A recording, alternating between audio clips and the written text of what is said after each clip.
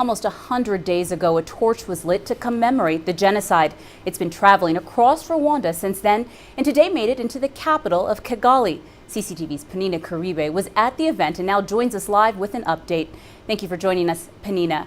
Can you tell us what is today's event about and why is it so significant?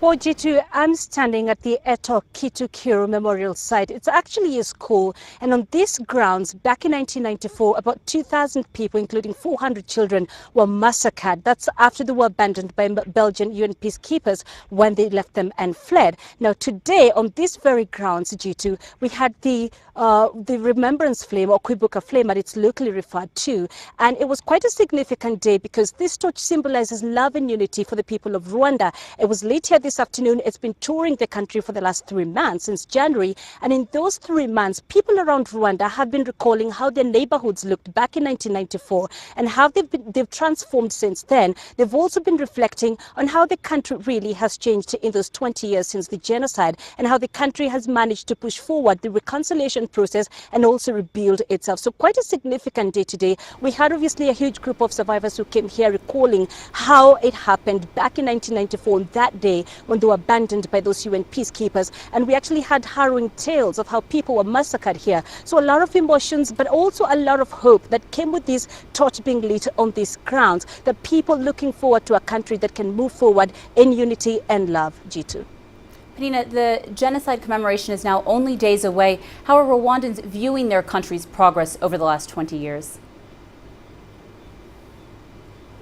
Well, Jitu, I can tell you there's been a lot of efforts to move this country forward, to heal the wounds, to reconcile people, to bring them back together as one people. And I can tell you there's been numerous programs that have been started all around the country to just preach peace and reconciliation, to tell people that they are one, regardless of which ethnic group you belong to.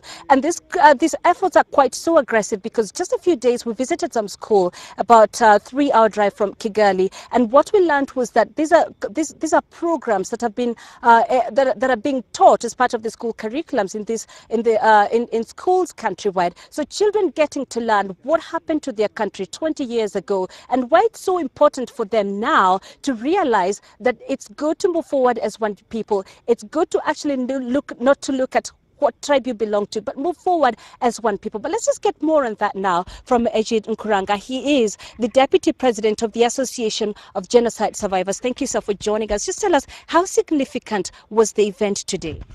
Thank you very much for the question. Actually, it's an event which is very important for us because it helps us to just to know that we have to stand up and move forward. Right. 20 years later, do you think the country has successfully managed to heal? Yeah, I can say yes and no. We have reached a certain amount of percentage, but we have to continue to work on it. What have been the challenges in the reconciliation process? Yeah, the big challenges were about those guys, the perpetrators, who then don't say exactly what happened exactly.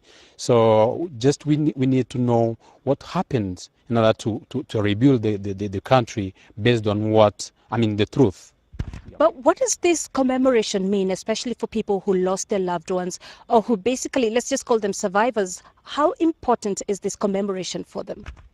Yeah, for us survivors, the commemoration actually help us to know, to remember what happened, and then to see that there are other people who are with us, who help us to continue to move forward, because we decide to continue to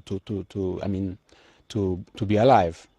What role does your organization play in the healing and reconciliation process? Yeah, the big role of this process is to tell people here in Rwanda, and then even people from abroad, to tell them what happened, what really happened, testimonies, real testimonies, and then they can do something for Rwanda. All right, thank you very much, sir. So Jitu, that's just really the core message here.